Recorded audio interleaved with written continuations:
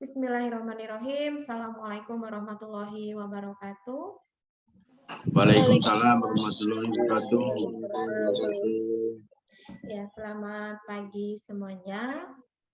Kita masuk ke sesi diskusi ya untuk mata kuliah biokimia dari materi video yang sudah saya sharekan. Jadi untuk judul besarnya kita belajar mengenai metabolisme karbohidrat. Hanya saja kita pecah menjadi dua ya, menjadi dua bagian karena materinya terlalu luas ya. Untuk yang part pertama itu mengenai metabolisme karbohidrat untuk tahap glikolisis. Yang kedua ini tahap siklus Krebs dan transport elektron. Ya, jadi harapannya kalian memahami langkah-langkahnya, tahap-tahapannya ya. Jadi setiap proses itu pasti akan menghasilkan produk yang nantinya bisa digunakan untuk tahap berikutnya. Ya, karena mengingatkan lagi pada prinsipnya metabolisme yang kita lakukan ini ada dua ya, ada yang sifatnya anabolisme, ada yang sifatnya katabolisme ya. Nah, yang kita pelajari ini adalah proses yang memang kita ingin mendapatkan energi ya dalam bentuk ATP. Nah, untuk metabolisme karbohidrat khususnya dengan tahap glikolisis yang sudah saya sampaikan di pekan lalu ya, mengingatkan lagi di mana untuk tahap yang pertama itu kita kenal sebagai tahap glikolisis ya.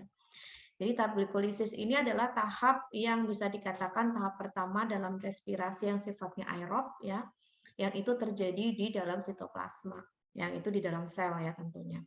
Nah, dalam tahap ini apa yang terjadi? Kita lihat di sini ya, rangkaiannya sangat panjang, tetapi pada prinsipnya yang saya lingkari warna merah ini adalah yang pertama kali yang nantinya akan dicerna ya, akan dipecah menjadi senyawa yang bentuk lain ya. Dimana pada prinsipnya untuk tahap glikolisis itu adalah perubahan ya atau penguraian senyawa yang awalnya kompleks menjadi yang lebih sederhana. Apa itu senyawanya? Glukosa menjadi asam pirufat. Ya, meskipun tidak semudah hanya menjadi asam pirufat, tidak ya. Rangkaiannya sangat panjang sekali. Bahkan kita tahu kemarin sudah kita diskusikan ya, kalau untuk tahap glikolisis itu terbagi menjadi dua ya. Ada glikolisis tahap 1, ada glikolisis tahap 2 ya. Kalau tahap 1 itu kita lihat perubahan-perubahannya di sini ya, di mana glukosa menjadi glukosa 6 fosfat, menjadi fruktosa 6 fosfat, menjadi fruktosa 1,6 difosfat ya. Kemudian dilanjutkan menjadi bentuk fosfoglyceraldehid dan lain-lain sampai ke asam pirufat.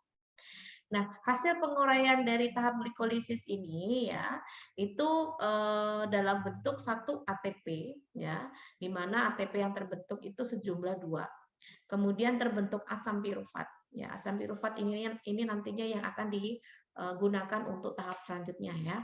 Kemudian terbentuk NADH. Nah, ini adalah hasil atau molekul yang dihasilkan dalam tahap glikolisis. Baik itu tahap glikolisis tahap 1 maupun glikolisis tahap 2. Ya, ini sebagai pengantar atau mengingatkan lagi ya untuk tahap glikolisis. Nah, kemudian asam pirufat yang dibentuk di tahap glikolisis tadi itu akan digimanain gitu ya. Nah, selanjutnya adalah tahap dekarboksilasi oksidatif. Di mana tahap ini adalah reaksi yang akan mengubah asam pirufat yang dihasilkan dari tahap glikolisis tadi ya menjadi senyawa baru yang atom C-nya itu berjumlah 2. Awalnya kan 3 atom C-nya menjadi 2. Sehingga bentuknya atau namanya atau molekulnya sudah beda lagi, bukan lagi asam pirufat, tetapi menjadi asetil koenzim A atau yang kita kenal sebagai asetil CoA. Hanya hilang 1 karbon ya, tetapi walaupun hanya prosesnya juga lumayan ya. Untuk tahapnya itu disebut sebagai dekarboksilasi oksidatif ya. Jadi perubahan dari asam pirufat menjadi asetil CoA. Di mana kita tahu di sini yang dihasilkan itu tidak ada dalam bentuk ATP ya, tetapi dalam bentuk NADH sama zat sampingnya adalah karbon dioksida. Nah, asetil CoA inilah yang nantinya akan dilanjutkan ke tahap yang ketiga, yaitu tahap siklus Krebs yang nantinya akan kita diskusikan. Ya, jadi kita tidak lagi membahas mengenai glukosa, tidak lagi membahas lagi mengenai asam pirufat, tetapi kita sudah masuk ke tahap siklus Krebs di mana produk yang dihasilkan di tahap sebelumnya dalam bentuk asetil-CoA inilah yang nantinya akan dilakukan tahap atau siklus Krebs ya dalam metabolisme lanjutannya. Nah, ini ya. Jadi tahap siklus Krebs itu apa sih sebetulnya ya? Jadi tahap siklus Krebs ini adalah reaksi antara asetil-CoA dengan asam oksaloasetat ya, yang kemudian membentuk asam sitrat. Jadi asetil-CoA yang dibentuk tadi ya, itu dia akan membentuk siklus Krebs atau mengalami siklus Krebs. Siklus Krebs itu artinya dia itu namanya juga siklus ya, dari tahap 1 balik lagi ke tahap 1 dan seterusnya seperti itu ya. Jadi tahapannya kita lihat ada 1 2 3 4 5 6 7 8 ya. Meskipun di tahap 6 ini sebetulnya masih satu rangkaian dengan tahap 7 sama tahap 8. Ya, ini masih dalam satu tahap sebetulnya. Tapi kalau pada gambar itu dibuat berbeda ya. Tapi nanti dalam penjelasannya itu tahap 6, 7, 8 ini masih dalam satu tahap ya. Nah, kita lihat di sini ya tahap 1 ya. 2C menjadi 6C menjadi 6C tetapi dalam bentuk yang berbeda ya. Namanya kita lihat ya. Kemudian di sini ada sitrat, ada isositrat ya. Kemudian dan lain-lain. Nah, nanti akan saya pisah-pisah supaya tidak membingungkan. Tapi pada prinsipnya untuk siklus Krebs itu siklusnya seperti ini. Ya, di mana setiap tahap itu pasti membutuhkan enzim. Kemudian setiap tahap itu pasti terjadi perubahan apa menjadi apa ya. Nah, sekarang untuk sesi diskusinya atau tanya jawabnya itu silahkan kalian bisa raise hand terlebih dahulu ya. Di mana di sini saya sudah buat tabel langkah-langkah dalam siklus Krebs ya. Jadi ada langkah 1, 2, 3, 4 dan 5 ya. Saya stop sampai 5 dulu, nanti 6-nya saya buat terpisah untuk tabelnya. Tentunya di sini saya membutuhkan 5 mahasiswa untuk bisa menjelaskan satu-satu ya. Jadi tidak satu mahasiswa semua menjawab 5-5-nya enggak. Saya bagi-bagi dengan yang lainnya ya. Silahkan 5 mahasiswa saya persilahkan siapa yang akan memberikan jawaban. Alfio, ya, saya prioritaskannya belum dulu ya. Nanti kalau tidak ada lagi baru saya serahkan yang sudah menjawab. Yulia. Oke, silakan yang lainnya. Afimi Jono, Bu. Bentar. Rizka, ini belum nih, saya belum pernah memanggil nama Rizka. Kemudian saya juga belum pernah memanggil nama siapa ini? Oke, sudah semua ya. Baik, yang lainnya tidak ada. Kalau tidak ada, saya ambil yang sudah pernah menjawab ya ini ya. Kalau tidak ada, saya mau pilih Adha. Sidik, Bu. Sama, bentar. Ya, Mama. Oh, bentar, dia ada Tria. Tria Angelita. Oke, kayaknya Sidik sudah pernah kalau nggak salah ya. Tria. Silakan dari Alfio. Langkah yang pertama, apa yang terjadi? Untuk tahap yang pertama, yaitu asetil-CoA mengalami kondensasi dengan oksaloasetat dengan membentuk sitrat dan dikatalis oleh enzim sitrat sintase, Bu. Oke. Baik, untuk tahap yang kedua, Yulia, silakan. Ya, tahap yang kedua, sitrat dikonversi menjadi isositrat oleh enzim akonitase atau akonitatase yang mengandung besi dalam bentuk protein besi konvensi ini berlangsung dalam 2 tahap, yaitu dehidrasi menjadi isositrat. Oke. Ya, Bu.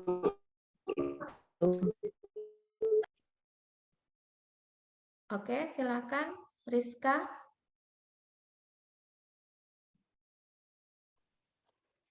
Iya, Bu. Tahap Ya. yang ketiga, isositrat mengalami dehidrogenasi membentuk oksalosuksinat dengan adanya enzim isositrat dehidrogenase. Terjadi dekarboksilasi.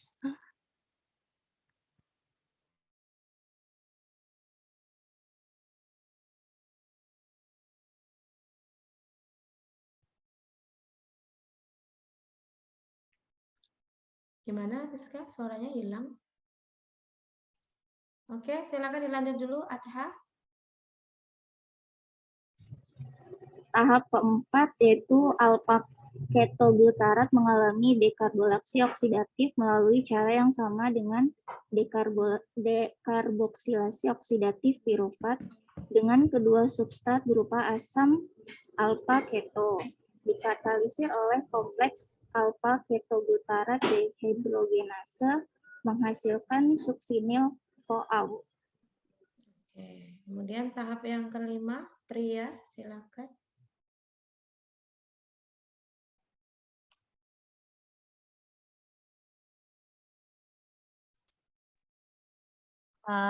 Maaf Bu, suaranya putus-putus nggak ya Bu? Enggak, saya terdengar baik kok.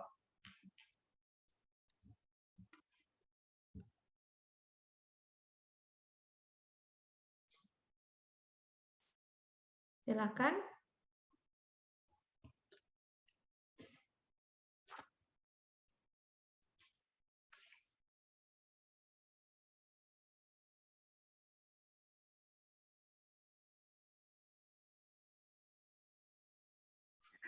Jadi pada tahap yang kelima itu Bu, sebentar Bu. Perubahan suksinil CoA koenzim yang sebelumnya itu menjadi suksinat dengan adanya peran enzim suksinat tiokinase. Hasil yang terjadi itu suksinat plus energi ATP, Bu. Oke, baik. Sudah terjawab semua ya untuk langkah 1 sampai 5. Sekarang langkah yang ke-6. Karena yang ke-6 ini yang saya katakan tadi ya, kalau pada siklusnya itu 6, 7, 8 ya. Ini masih dalam satu tahap 6, jadi silakan masing-masing mahasiswa bisa menjawab untuk setiap langkahnya. Silakan di sini. Imam, Bu. Rusmini, Bu. Imam, Bu. Ini sudah semua ya. Saya cari yang belum dulu. Nah, Baik, ada Bu. nama Widya. Kemudian Putri Fitria. Ada Putri Fitria. Ada Vera Trisia. Oke, silakan Widya. Ya, Bu, sebentar.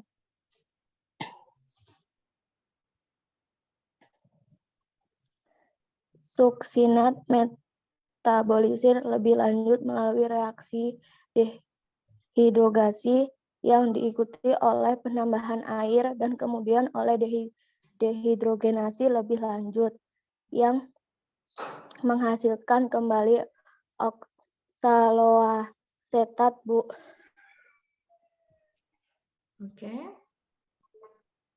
Kemudian Putri Fitria, silakan. Suksinat dimetabolisir lebih lanjut melalui reaksi dehidrogenasi yang diikuti oleh penambahan air dan kemudian oleh dehidrogenasi lebih lanjut yang menghasilkan kembali oksaloasetat. Yang B itu fumarat, terbentuk sebagai hasil dehidrogenasi. Fumarase, fumarat hidratase mengkatalisir penambahan air pada fumarat untuk menghasilkan malat. Yang C, malat dikonversikan menjadi oksaloasetat dengan katalisator berupa enzim malat dehidrogenase, suatu reaksi yang memerlukan NAD. Udah, Bu. Oke, silakan dilanjut Vera.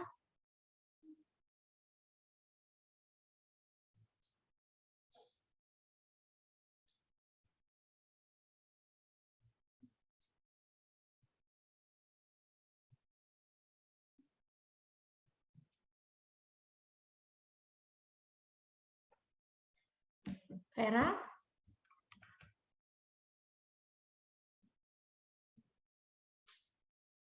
Tidak ada suaranya Vera. Oke, mungkin diganti. Ayo silakan yang belum pernah sama sekali, ini banyak loh. Imam, Bu. Ya sudah, ganti Imam. Silakan Imam. Yang ke-8 ya, Bu ya.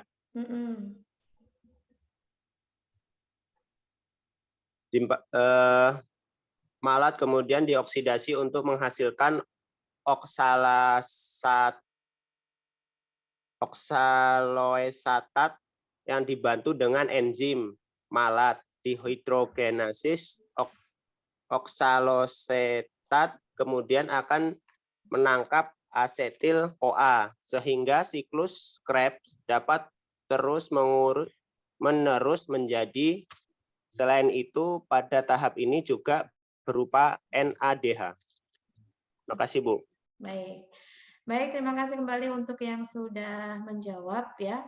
Jadi silakan nanti, saya memang tidak menuliskan jawaban kalian di sini, tapi saya cukup merekod saja. Tetapi dalam hal proses pembelajaran kalian untuk persiapan ujian, silakan kalian lengkapi saja di tabel-tabel ini ya, untuk mempermudah kalian belajar ya. Karena kalau untuk proses-proses reaksi tentunya ada keyword-keyword yang harus kalian pegang.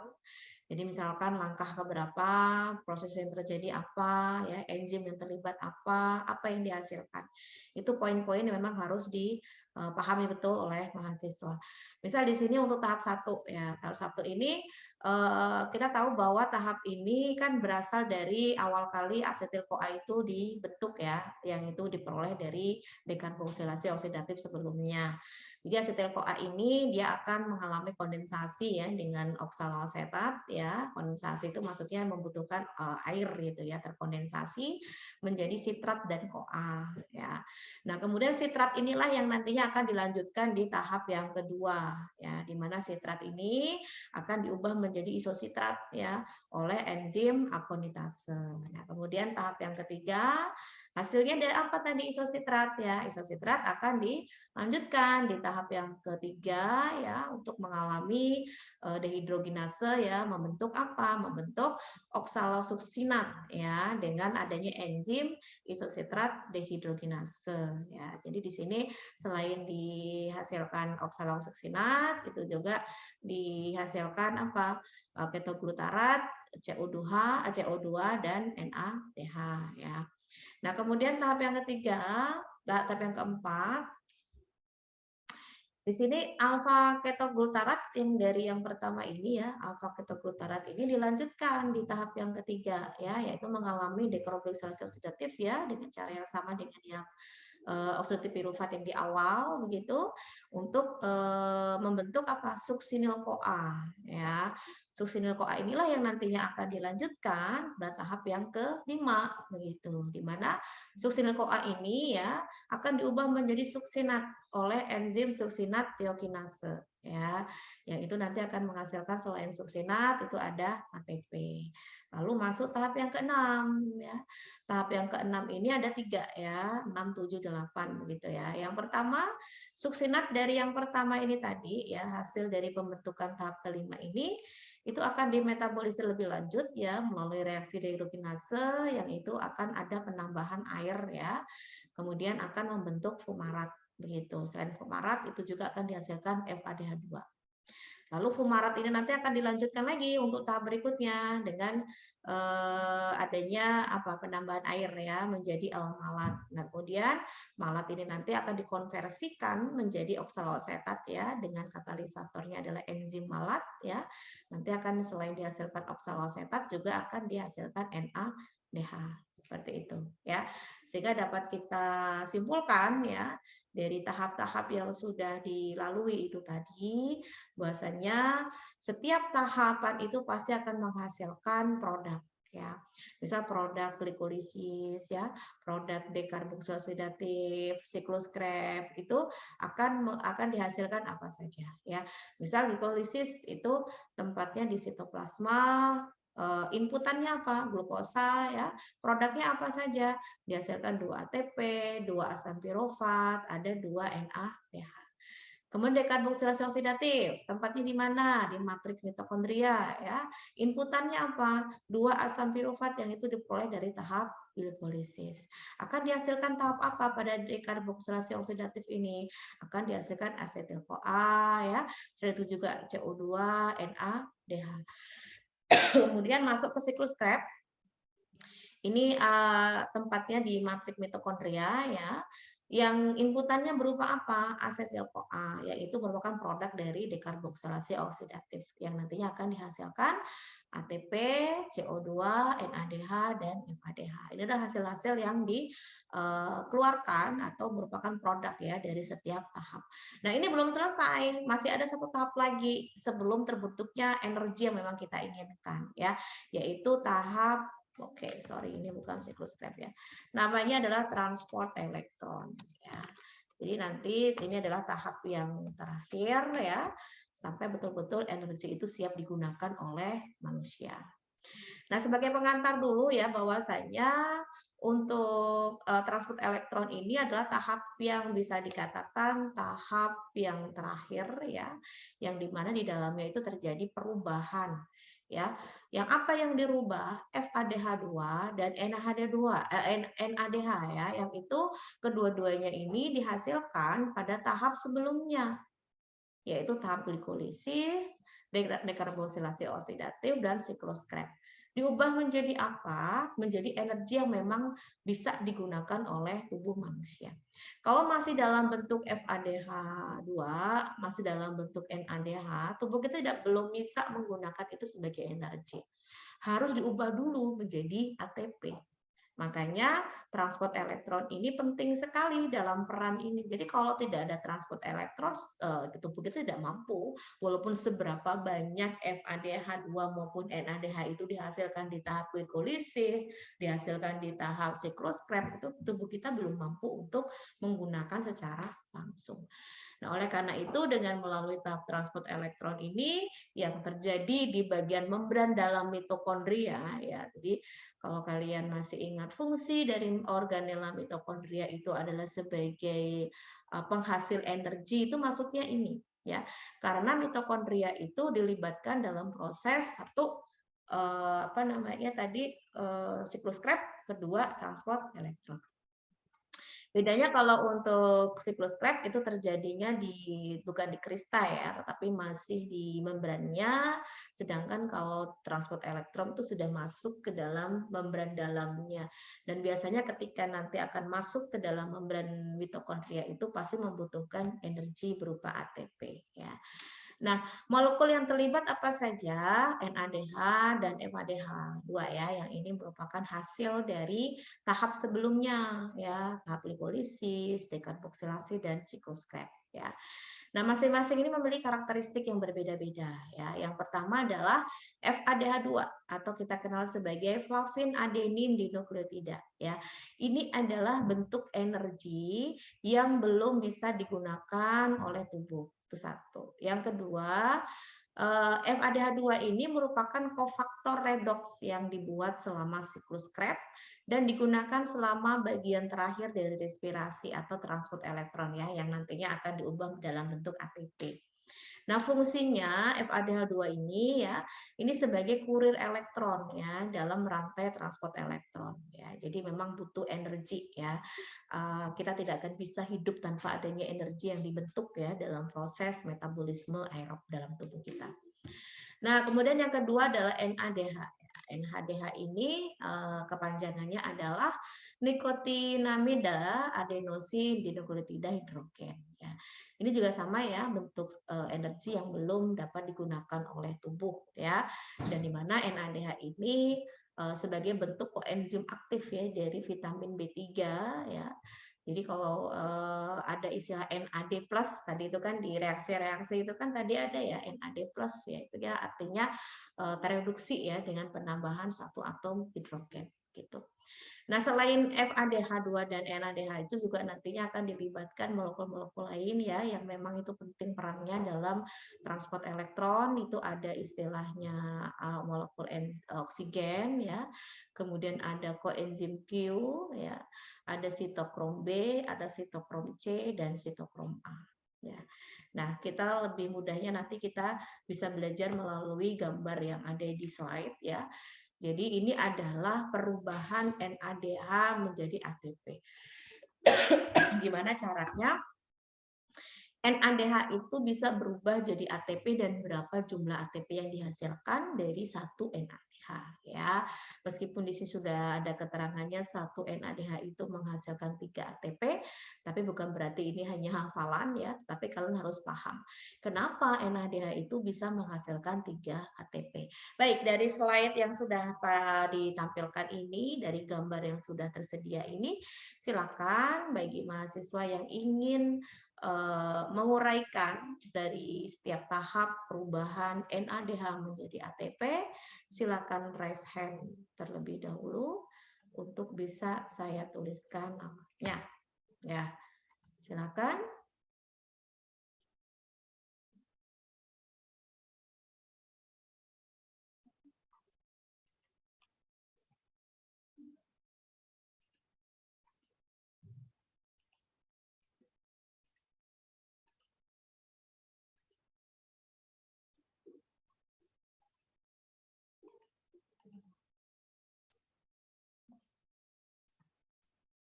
Oke, silakan. Satu mahasiswa cukup untuk bisa menjelaskan. Di sini sudah ada. Baik, saya pilih karena lumayan ya yang ini. Intan Agustin, silakan Intan Agustin. Dari gambar. Intan ada Intan? Ada, Ibu. Oke, baik. Silakan Intan dari slideshow yang sudah saya tampilkan. Yang pertama itu NADH diuraikan menjadi NADA+, yang membuat elektron hasil dari reaksi masuk ke kompleks protein 1, lalu dikirim ke koenzim Q. Yang kedua, elektron dari koenzim Q dibawa melewati kompleks protein 3 ke sitokrom C. Kemudian dari sitokrom C, elektron akan dibawa ke matriks mitokondria melalui kompleks protein 4. Lalu, setiap 10N hidrogen yang dihasilkan akan dibawa masuk ke dalam matriks mitokondria melewati ATPase. Kemudian elektron akan bereaksi dengan ion hidrogen dan ditangkap oleh oksigen dan menghasilkan molekul air atau H2O. Pada akhirnya, untuk setiap satu NADH menghasilkan 3 ATP, karena jumlah ion hidrogen yang dikeluarkan berjumlah 3, sehingga akan membentuk 3 ATP untuk setiap perubahan satu molekul NADH. Terima kasih, Bu. Oke.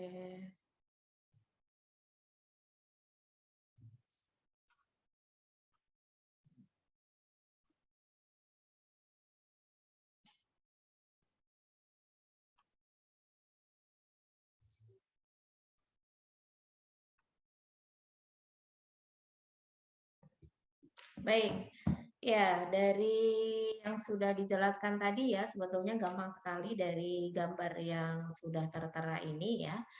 Jadi awal mulanya yang kita akan ubah itu kan NADH. Ya. Jadi NADH ini akan diuraikan dulu ya, itu menjadi NAD+ ya.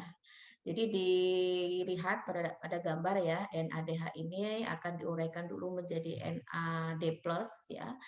Kemudian setelah itu dia akan masuk ke dalam protein 1 ya. Ini protein 1 ya.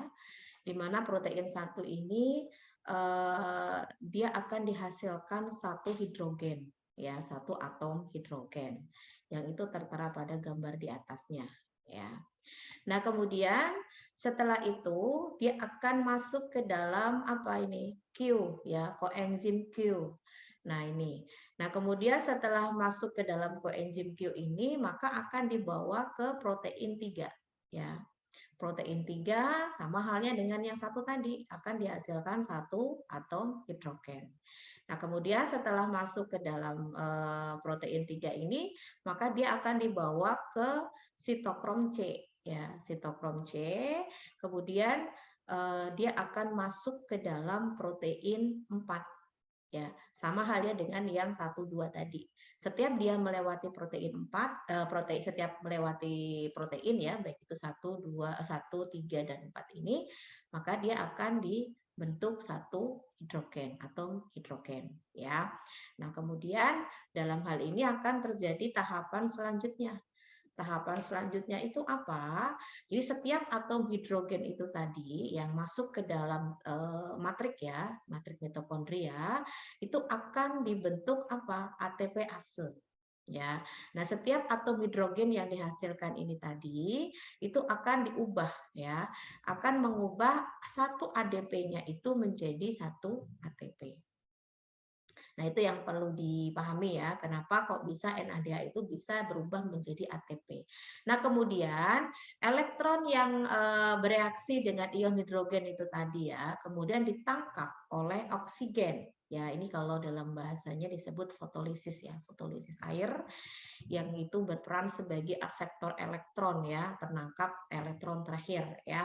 Sehingga jumlah ion hidrogen yang dikeluarkannya itu berjumlah 3. Ya, sehingga dalam hal ini dapat kita simpulkan dari 3 atom hidrogen yang terbentuk itu tadi ya, maka akan mengalami perubahan ATP-nya itu sebanyak 3 ATP. Ya, jadi inilah yang menyebabkan kenapa 1 NADH ini itu identik atau sama yang nantinya akan diubah menjadi 3 ATP. Tapi dengan syarat prosesnya harus terjadi secara maksimal di transport elektron ini. Jadi kalau tidak terjadi transport elektron ya tidak akan terjadi perubahan NADH menjadi ATP. Maka dengan sudah terbentuknya ATP ini itu baru bisa tubuh kita menggunakannya sebagai energi. Ya, itu ya poinnya tuh di situ. Nah, tentunya akan ada perbedaan kalau itu dalam bentuk FADH. Ya, di sini kalau untuk perubahan FADH2 menjadi ATP sudah ada clue-nya nih ya. 1 FADH itu akan dibentuk 2 ATP. Nah, sekarang siapa yang akan menjelaskan bedanya apa dengan yang pertama tadi itu 3 ATP, kok sekarang yang FADH2 itu dalam bentuk ATP-nya itu hanya jumlahnya 2. Ya, silakan siapa yang akan menjawab? Di sini ada Nikmah Istiqomah, silakan Nikmah Istiqomah. Ada Nikmah? Ada, Bu. Silakan. Ya, Bu. Jadi FADH2 diuraikan menjadi FAD positif, kemudian elektron masuk ke kompleks protein 2, kemudian ke koenzim Q, dan berikutnya ke sitokrom C. Saat melewati kompleks protein 3 dikeluarkan 1 ion hidrogen. Berikutnya elektron dari sitokrom C dibawa ke matriks mitokondria melalui protein 4. Pada saat melewati kompleks protein 4 juga dikeluarkan 1 atom hidrogen. Terus setiap atom hidrogen yang terbentuk kemudian akan masuk ke ATP ase yang mengubah APD menjadi ATP. Selanjutnya, elektron akan bereaksi dengan ion kemudian oksigen menghasilkan H2O.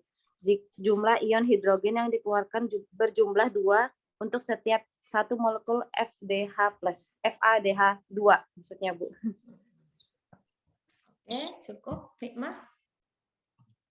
Cukup, Baik. Bu.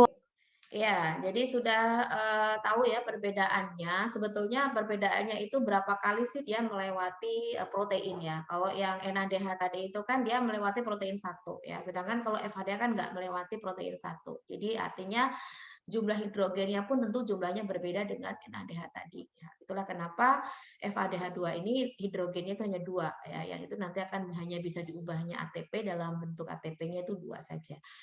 Nah, di sini protein yang dilewati itu 3 dan 4 saja ya. Yang nantinya akan dihasilkan 1 atom hidrogen.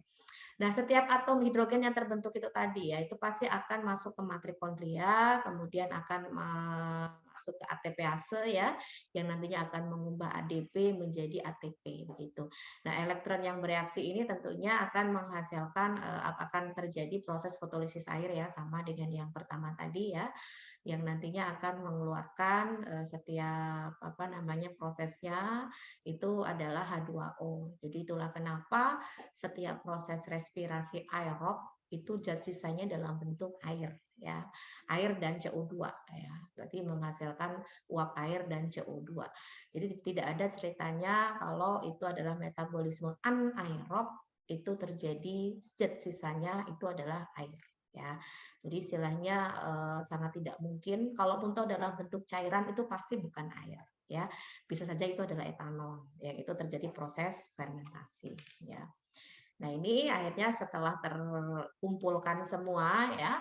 Jadi pada tahap transport elektron itu akan dihasilkan 10 NADH, kemudian akan dihasilkan 2 FADH2. Nah, ini ketika dikonversikan menjadi ATP ya, silakan dikali saja. NADH tadi itu kan 3 ya, berarti 30. Kemudian kalau FADH itu kan 2 ya, berarti 2 kali 2 4, berarti 34. Jadi jumlah ATP yang terbentuk pada transport elektron adalah 34. Itu hanya transport elektronnya saja.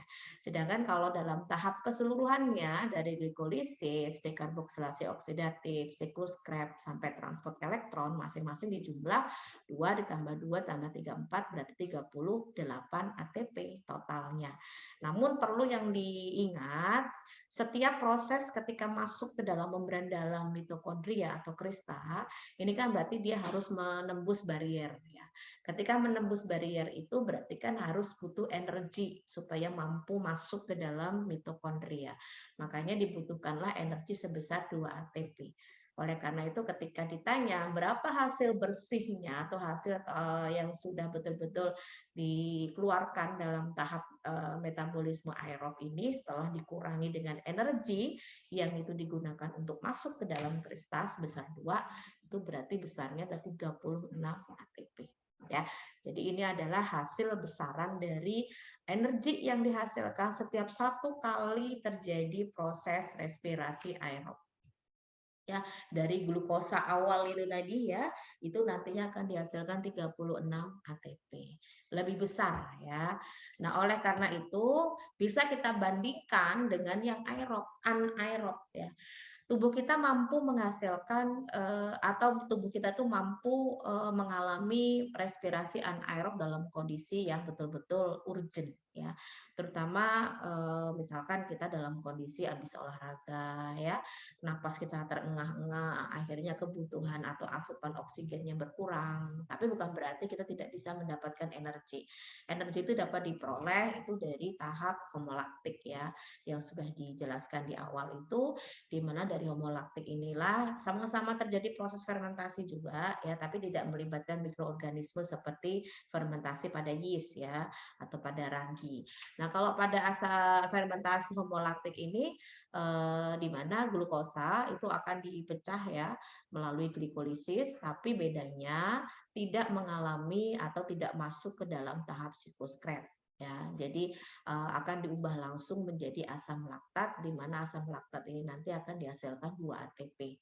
Nah, begitu pula untuk yang fermentasi alkohol atau etanol ya, yang itu yeast fermentasi, glukosa pun juga sama ya, tetap dia akan menghasilkan asam pirufat, tetapi dia tidak masuk ke dalam tahap siklus Krebs ya. Jadi dia langsung diubah menjadi etanol dan dibentuklah 2 ATP. Jadi dapat disimpulkan bahwasanya setiap respirasi anaerob itu akan dibentuk 2 ATP saja masing-masingnya. Jadi kalau dibandingkan dengan respirasi aerob itu jauh sekali. Aerob itu 34, sedangkan kalau anaerob itu hanya 2 ATP. Tapi ini betul-betul menolong ketika kondisi seseorang harus mengalami hemolaktik itu tadi di otot ya, meskipun efeknya juga bisa kita rasakan gitu ya, dengan otot yang tegang begitu ya, kemudian tentu akan mengalami pegel-pegel begitu ya, karena itu terjadinya penumpukan asam laktat. Tapi begitulah cara tubuh kita untuk menghasilkan ATP dalam kondisi yang memang betul-betul tidak ada ketersediaan oksigen ya.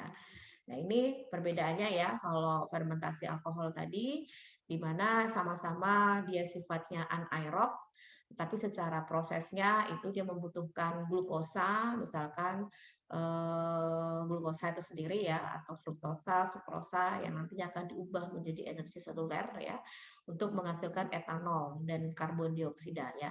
Jadi walaupun menghasilkan cairan, cairan itu bukanlah air, karena air itu hanya terbentuk pada saat terjadi proses masuk ke dalam siklus Krebs dan transport elektron yang sudah disampaikan di sebelumnya tadi ya.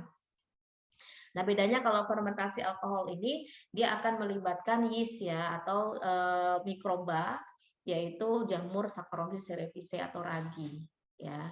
Jadi substratnya itu yang dibutuhkan 1 molekul glukosa, hasilnya itu adalah 2 molekul alkohol atau etanol ya, kemudian 2 molekul ATP dan 2 karbon dioksida. Sedangkan kalau asam laktat ini beda ya dengan fermentasi alkohol. Dia tidak membutuhkan seperti yeast atau jamur itu tadi ya, tetapi ini pada otot ya. Jadi ketika kebutuhan oksigennya itu terbatas atau kurang atau tidak mencukupi, itu akibat kerja berat, olahraga dan sebagainya macamnya, maka tubuh kita akan segera mengambil langkah untuk mengalami fermentasi asam laktat ya. Misalkan itu terjadi di sel-sel otot di bagian sitoplasmanya ya. Kemudian terjadi perubahan menjadi 2 asam laktat dan 2 molekul ATP. Jadi hewan, tumbuhan tidak ya. Hewan sama manusia ini kan memiliki sel otot ya. Jadi bisa mengalami penumpukan asam laktat. Jadi yang suka ngerasa pegal-pegal itu sebenarnya nggak cuma manusia ya. Hewan pun juga pasti akan merasakan pegal-pegal gitu ya kalau pekerjaannya terlalu berat ya. Misalkan kuda, sapi, kerbau gitu ya, yang itu memang diupayakan untuk membantu meringankan pekerjaan manusia, itu bukan berarti mereka tidak memiliki rasa pegal. Hanya saja bedanya mereka tidak ngomong. Beda dengan manusia yang nulis sebentar, pegel lo, ngangkat barang sebentar, capek lo. Nah, kalau hewan kan enggak ya. Hewan itu ya kalau nggak kuat langsung ambruk gitu aja gitu. Tapi kalau manusia ini kan ada ngeluhnya ya. Kalau tidak, ngeluh itu menjadi sinyal kalau tubuh kita itu sedang capek atau butuh istirahat. Oke, itu ya yang dapat saya sampaikan berkenaan dengan metabolisme karbohidrat. Jadi sekiranya silakan dipahami lebih lanjut, dipelajari lebih lanjut, baik itu dari video pembelajarannya maupun materi yang nanti di-share-kan. Harapannya nanti bisa menjawab setiap pertanyaan yang itu nanti akan saya tuliskan di soal UTS ya. Nanti setelah UTS baru kita lanjut lagi untuk materi berikutnya dengan metode yang sama. Jadi silakan dimanfaatkan sebaik-baiknya bagi kalian yang ingin mendapatkan nilai keaktifan. Jangan sampai hanya mengandalkan nilai dari nilai akademisnya saja atau nilai UTS UAS-nya saja, tetapi juga betul-betul diperhatikan dari apa yang sudah diinstruksikan. Misalkan kalau disuruh ngerjain tugas, ya ngerjain tugas, disuruh bikin resume, ya dibikin resume, disuruh tanya atau diskusi, ya silahkan tanya atau diskusi gitu ya. Oke, karena waktu sudah menunjukkan pukul 10, artinya waktunya sudah